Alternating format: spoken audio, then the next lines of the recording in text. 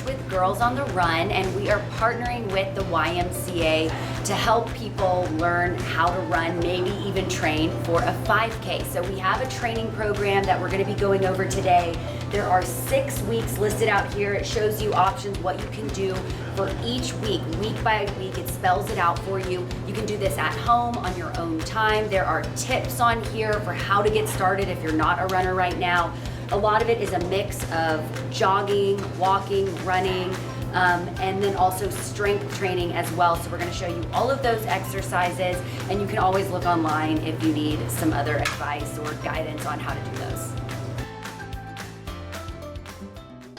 The first one, listen to your body, and that's so important because if you're running and you're feeling like, I'm really tired, it's okay to walk. It's okay to slow down, change your pace, catch your breath, stop and get some water. Whatever you need to do, listen to your body. You know your body better than anyone, and you want to be safe also, especially when you're just starting out running. Or if something doesn't feel right, something hurts, listen to that. And tell a parent, tell an adult, tell a coach, or get it looked at. Maybe just take a rest, ice it, stretch, make sure you're preparing your body because you don't want to have an injury. Invest in good running shoes. Looks like everyone here has some running shoes on. That's also really important. And sometimes if you really get into running, you can always go look into what kind of running shoes are best for your kind of foot, or you can get foot fitted for a running shoe. Everyone has a different type of foot, and depending how long of a distance you're trying to run, it's good to have something that's comfortable and that will support your foot, right? Schedule your training each week. So that's something that I try to do personally for myself because we all are busy. We all have school, work, other activities that we're involved in. So it's important to look through the week and say, oh, when would be a good time this week? Usually Sundays are a good day for me to say, Sunday's going to be a day that I go get in a long run and really focus on making sure I get a good run. Also checking the weather to see which day is going to be the best weather day, because that's the day I'll take advantage of it and try to get outside and go for a run. Always start with a warm-up. We'll talk more about that outside. We'll do some warm-up exercises together. And that warm-up for you could just be walking, or it could be some jumping jacks, just some stretches. You can do whatever you prefer to do, really. And then we always want to end with a cool down. So again, walking at the end of your run, doing some stretches, whatever feels good for your body at the end of it. So you're not just running, and then cold stop like that. I know you guys were just talking with the YMCA just a few minutes ago about eating healthy snacks. We have that note here under our tips as well. Last week with some of my Girls on the Run girls, they finished school and a few of them were eating Jack in the Box. And I said, girls, we're about to go running for laps here around the school. Jack in the Box may not be the best thing to eat right now, right before you run. You're not going to feel good if you eat all of that and then start running. So those snacks could be fruit, maybe some crackers, something light if you want to eat something before you run. I have some friends who they don't like to eat anything before they run. They want to eat after to fuel up after. If they run in the morning, maybe they get something like some electrolytes, something good to drink. Or some people like to have a protein bar, granola bar, something light before you go for a run, just to have some of that fuel so that when you're running, you're burning that fuel and you have something to work with. Drink lots of water before and after. Have a water bottle close by. That's definitely important, especially in Texas. It gets so hot outside. You can always add, flavor or electrolytes to your water. If you don't want just plain water, it just gives you that little extra boost, especially if you're going to be sweating a lot. And make it fun. Reward yourself at the end of a workout or at the end of each week, whatever that means for you. We will have our demo right here. Demo girl. What was your name? Maya. Maya is going to do all the perfect because all right. So one of the first strength training exercise you see here is to do a plank for 30 seconds.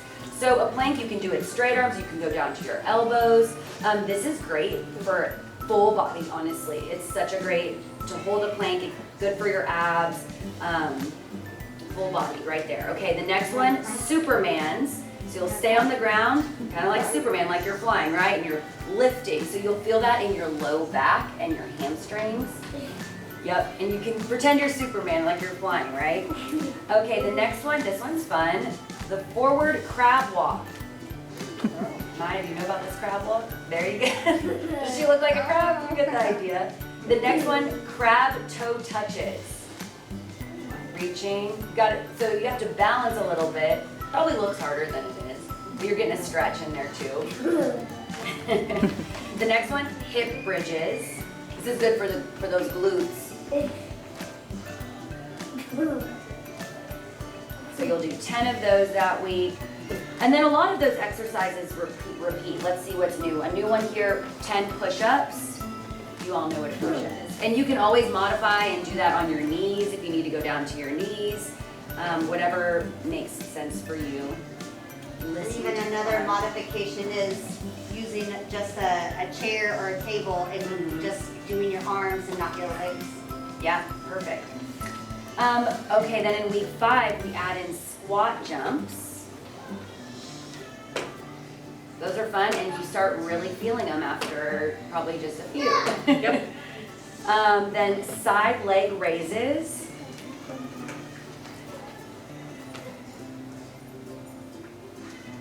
Lifting, you definitely feel it right in here. And then we've got bench step ups. So if you had a bench or even just a stoop on the street, on the sidewalk that you can kind of step up onto, whatever is good for you to step onto if you have a chair, anything like that. And then calf raises. Perfect. And now a really fun one that everyone loves, burpees.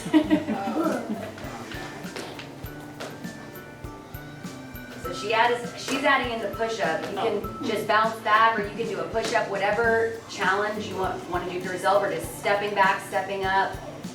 It took me a while to learn how to do a burpee at first. You can watch online, look up how to do it. It's hard if you've never done one before, but once you figure it out and you get in that rhythm, you can add in different modifications or different challenges to take it at different levels. They've also got on here, and Maya won't make you do cartwheels, but you're go for it. Okay. See, I said I'm not doing cartwheels. No? So those are just an idea of some of the strength training exercises. Again, I always say you can find some other exercises that you like to do, but try and follow some of these, because these are all really good suggestions. And if you forget what something is, you can look back at the video, or you can just Google it, and you'll find tons of videos and instructions online of how to do each of these exercises. And again, just always modify it for whatever feels good for you.